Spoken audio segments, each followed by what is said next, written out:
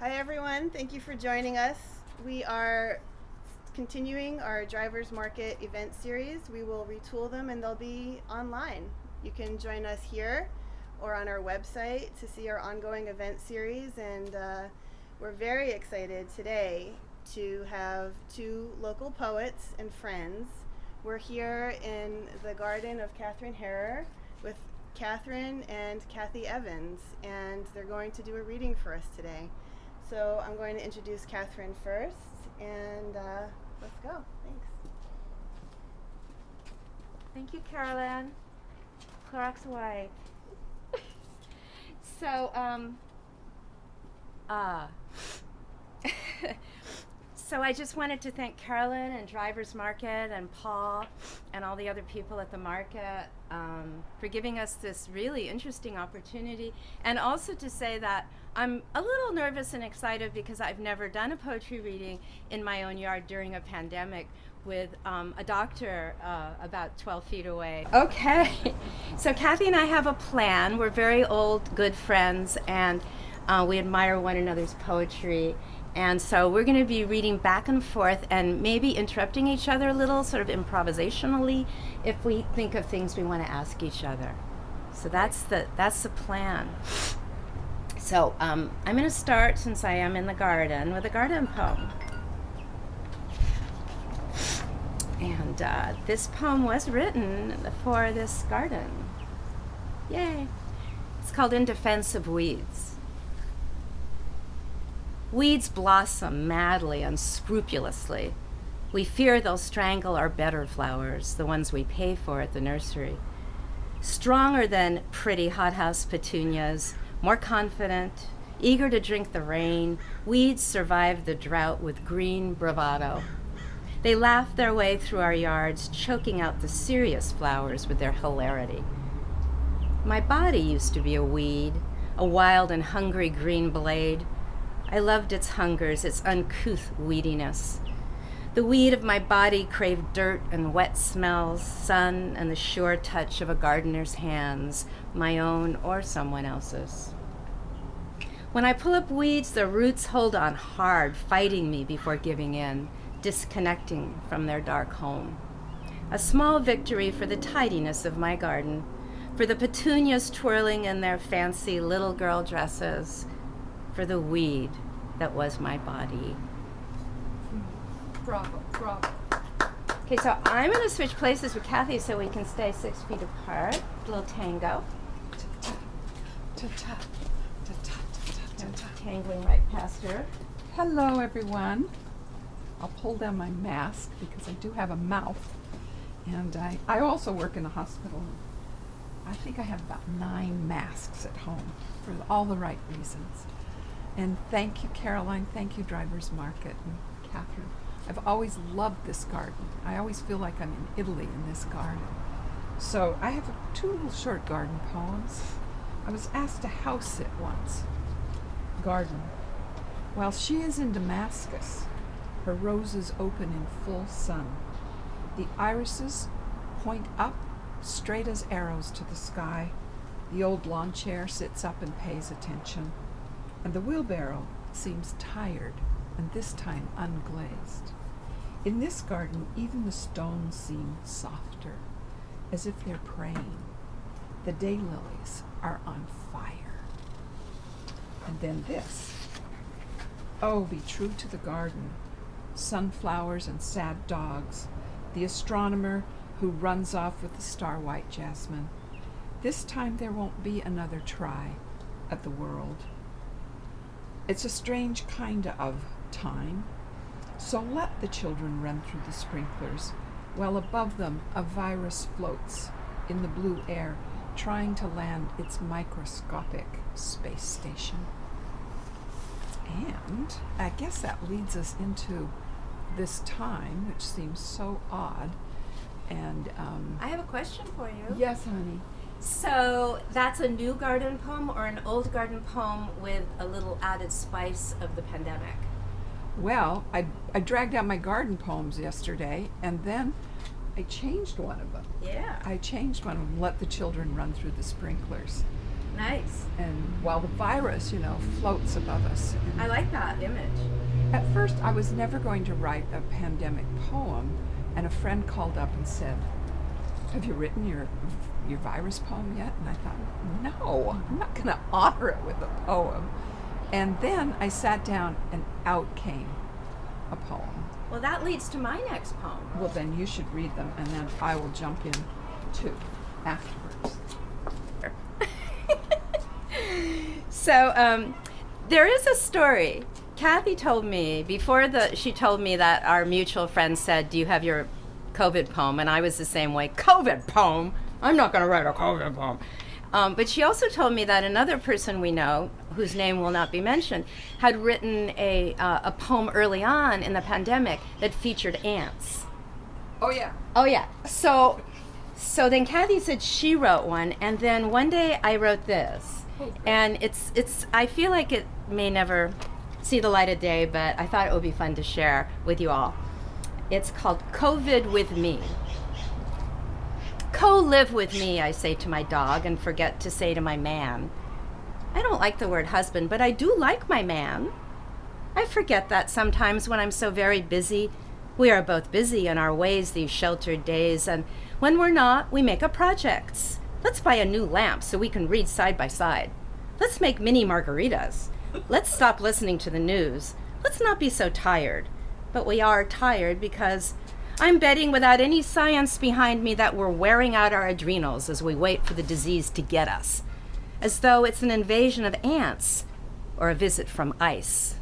Ooh. We're safe here. We set ant traps at all the entrances.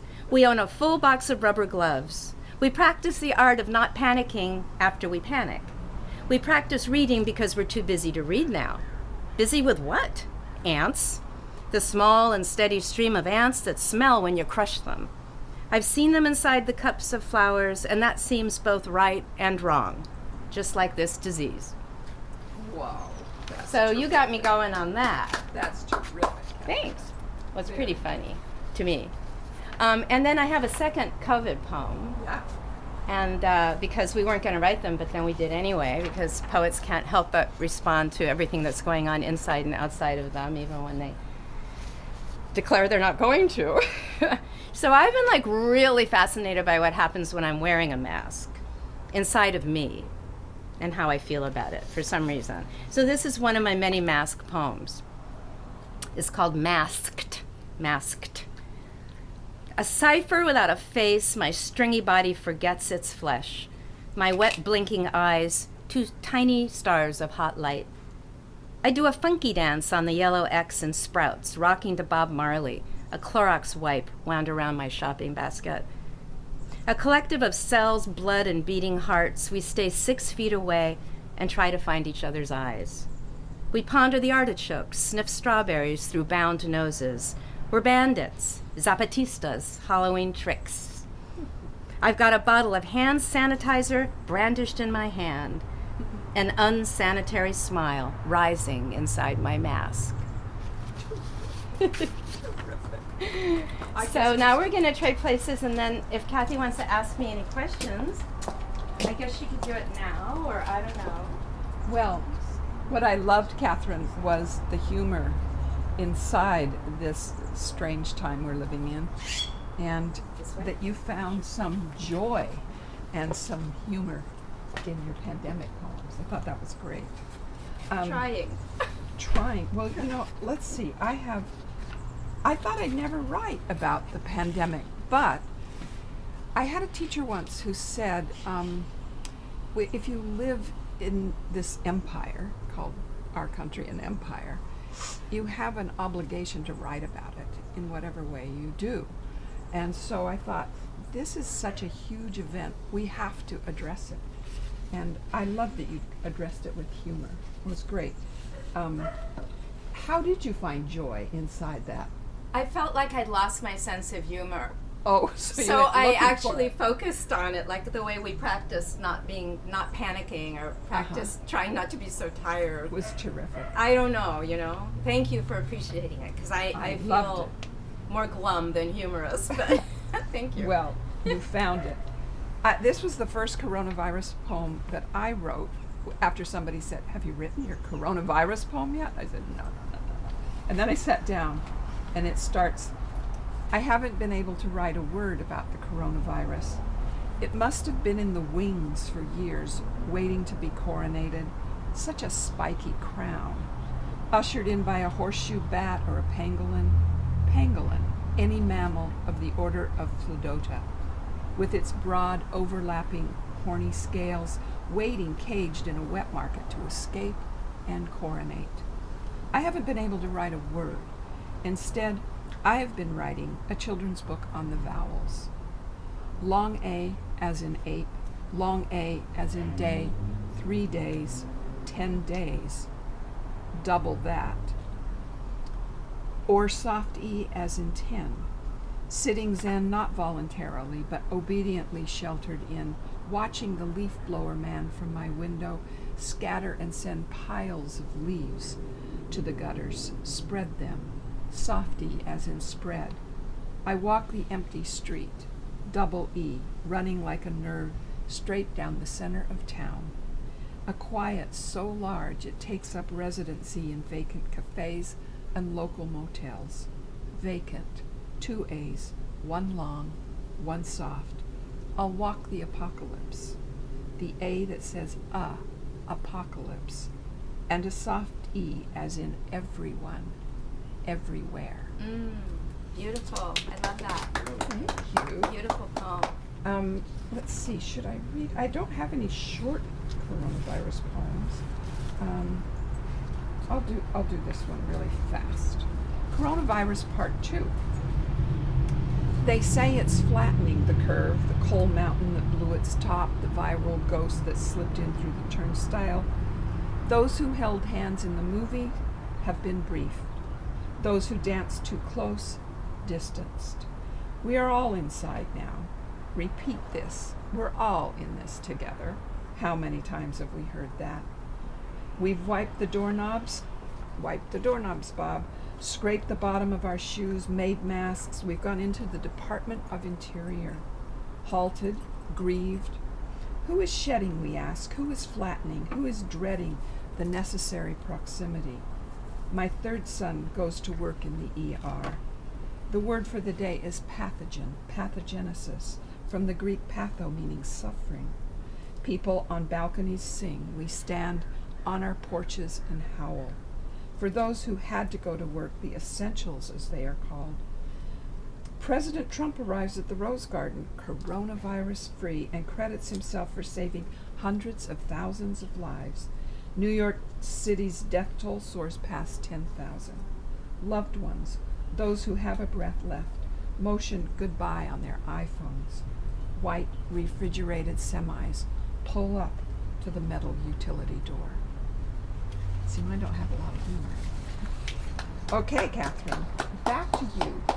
So instead of standing behind Kathy's chair, I'm going to stand to the left of it. Okay. We have a fabulous director. Carolyn Parker is amazing. And Bob. She looks like a Zapatista, which makes me love her even more since I'm a little radical. Okay. I'm just holding my book. None of these poems are in it, but here it is. Here's my book, Jazz and Other Hot Subjects, because Kathy has a new book that she really needs for everybody to buy. Mine is a little old, a few years old, but you could buy mine too if you want. Okay. Yes. Okay, that's enough of that. All right, so we thought we'd read poems that are a little more personal, and so I'm just going to read one, but it's this long. And this is a poem that, I'm going to read. I can't think of any other way to introduce it. I did live with my grandparents in Petaluma. They were part of the group of Italian and Jewish anarchist chicken farmers. It's true. The poem is called Petaluma, and there's no anarchism in it, unfortunately. My grandparents made a bed for me on their back porch. I watched the lights of cars on the highway, points of stars in the black sky. I was 3, carried here by my mother, away from my father, his memory leaching from me. Feral cats, small dark ghosts, gathered at the side door for food, never for touch. My grandmother put out saucers of milk they wouldn't drink when we watched. I wanted to keep them and name them, but they didn't need me. I sat on the living room floor making families from buttons collected in a golden can. My grandfather took me to the chicken house and placed a baby chick in my cupped hands. It trembled inside its feathery weight, its small breakable bones. He stroked it with one finger and told me it would grow big and round, and he would sell it to Henry from Chinatown, and everyone would love the tender, sweet meat of this chicken. I stretched out my hands to my grandfather to take the chick, and he put it back on the wooden floor, where it joined the humming pale yellow cloud. I knew then I didn't belong to the shivering chicks or the rangy cats. I belonged to the highway and the stars. I belonged to my grandparents. I knew that. Lovely. Very nice. Any questions before I move from my position? Well, when I have a question. When you write, how do you get the weaving of both the sad and the joyful? I don't know. I mean, what is your... I guess it's my personality. What's your process when you sit to write a poem? How does it start, like Petaluma? Oh, this started in a writing group that I'm in with just the word Petaluma. It was in somebody else's poem. And I wrote something else that I did not particularly like, and then I started thinking about Petaluma and my grandparents' house, which is still there. And I pass it, and I like to see it. And I don't know, I think sometimes there are poems that you need to write that have always been inside of you, and you've written fragments of them, you've probably gone through that, but you've never kind of put it all in one place. And I feel like I'm always trying to write about my grandparents, and I'm always trying to write about living with them, and so this, somehow I was able to put it in this one place that felt right to me. It's a terrific poem. Oh, thank you. So we're going to tango past each other. Yeah. Okay. I can actually go this way. I will sit. I prefer to sit for some reason. Although Katharine says you elongate and give yourself some breath. It's good for your breath, for me, but people need to read whatever makes you comfortable. I think I was going to read a poem from the new book, Trespassers Welcome, and then I thought I have a fun one that's a little bit more upbeat. And Katharine and I were speaking the other day about how much we miss baseball. She's a real baseball fan. I'm a baseball fan because I had 3 boys who played baseball, and going to the Giants games just whoops. I dropped some stuff, but I think it's right in here. I'll read this. It's called Circles. It's a strange weave this ivy makes in and out of the chain links of the ball field fence. I sit in my car and think of a steelhead rising to feed from the creek, how it disturbs the surface of water with 3 small rings. Overhead, birds dip into nests just under the eaves, and I touch all those places I've been touched. An ambulance abandons its siren. The baseball boys adjust the tilt of their caps. This body is luggage, and I can carry love with me all the way into the late afternoon, where the boys shag balls or wait on deck for their turn at bat, and where down the street the sandaled, sultry high school girls slide to street corners, linger in the smells of Chinese takeout and pumped gas. When they remove their straps, it will be summer. What's the count? 2 outs, a knuckleball, and a line drive double? The sky rushes past us in sections, and my son throws a perfect curve. The tall boy stands at the plate and spits. It could all vanish tomorrow. How many of us will ever see our world from out there, where the planets are kept at the center of the glove, where the moon peels off the white masks of lovers? Here the girls take out compact mirrors and red combs. They kick off their shoes, and baseballs orbit toward us like stars. It's summer. The boys will rally in the 6th. I sit here and think of that fish, touch the hot keys in my pocket. How brave we are. all of us to try, if only for a day, to outlast this world. Ooh, that makes me want to read a baseball poem. Can I? Read the baseball poem, and then I'll finish with you. How are we doing on timing, Carolyn? My poems are We're blowing at all 20 over minutes. the car. We're at 20? Okay, we should finish. I could just finish with the baseball poem. Okay. Yeah, I think what happens is that seasons make your body as well as your mind and all parts of yourself respond.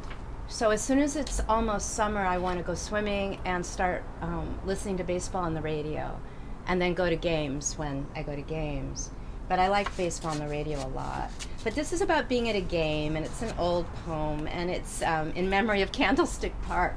Oh, So I used to go to Candlestick Park, not with my parents. My parents weren't into sports, but I went later in life and brought my son a lot. So this is called God is a Big White Baseball, which is a line from Jack Spicer, the poet. And it's for Alan, our friend Alan, in memory of Candlestick. And it reminds me of Kathy's poem. I think hers is more poetic, but I like mine too. While there's life, there's baseball. The back door's open, the radio's on, the hiss of the crowd fills our house in early summer when there's still a chance. It's baseball season again. Thank God there's a small white ball circling the sky. There are men on base. The 95-year-old Italian hawking peanuts. Like church, all of us stand up for the incredible play, our heads turning together in one arc. A guy in the stands catches a foul ball. His friends give him 5 until his hands are red and he's grinning like the moon. The father of a tiny boy asks the guy, can his son just touch it? The man places the ball in the cupped hands of the child and says, I'll do more than that. He can have it. Rows of fans turn their heads toward the man, the father, and the boy, clutching his small prize of light. Oh, that's such a good ending. The old one. Such a good ending. So probably that's what we're going to finish. So I just want to thank Carolyn for this opportunity and thank all of you guys for watching us today in the middle of our pandemic. Thank you, Catherine. I should read one poem from the book. Yeah, read one from the book, Kathy. This is Trespassers Welcome, but I love this curly little jazz poem for you. We I'll don't read have it. much time into drivers too. What? Let's sell the book at drivers too. Okay. So people can get a book at the market. You can sell my book at Sure. Drivers. I have Yeah. more. Okay. Thank Well, you. I broke each section of the book with a poem that I found. So I'll read a little short poem. It's called It's Not You, It's Your Ad Blocker. It's a found poem on my desktop. And then I'll finish, Catherine, with your pearly little jazz poem. Okay. Catherine and I used to go to Pearl's in North Beach and other places to listen to jazz. And so I wrote this for her one night after we had listened to jazz, or we actually put us back in the place. I don't think it was Pearl's, though. I don't know where it was. I think it was that Ethiopian place by where you used to live. Maybe. You know, on O'Farrell. On O'Farrell. Yeah. A pearly little jazz poem for Catherine because she loves jazz. That bass player under the gels, casting a spell, playing those beats like bulls at the gates of the rodeo ring, ramming the horns, listening to the sticks, to the strings strummed clean, laying over the whole of the big mama fiddle. And our sweet piano man, a riddle of fingers, oh, what's his name, rolling the sharps, running down keys like a woman with good legs, running down City Hall steps. Running like Leda from Zeus in the saxophone juice of that big gold J, stepping out like he means it, you know, the classy, brassy sax, turning it down, bringing it up, and we're lost, and we're found, Catherine and me, taking it fast, drinking it slow, till the lights go out on the stage, and then the rain and the beats blowing those notes clean up the streets, snaking it all the way over the bridge to Suisun Bay, over our arms, down the length of our spines, all just as it should be, in the down-temple shine and sheen of Saturday night jazz with Catherine. Woo! Thank you. Thank you, Drivers Market. Thank you. Is it Caroline or Carolyn? Caroline. Thank you. I put my mask back Caroline. on just to make it real. Oh, I should put, you're getting too close. There we go. There we go. You forget I was in your kitchen yesterday. Thank you so much. Thank you, everybody. Stay sane and safe. Stay fun. Stay fun.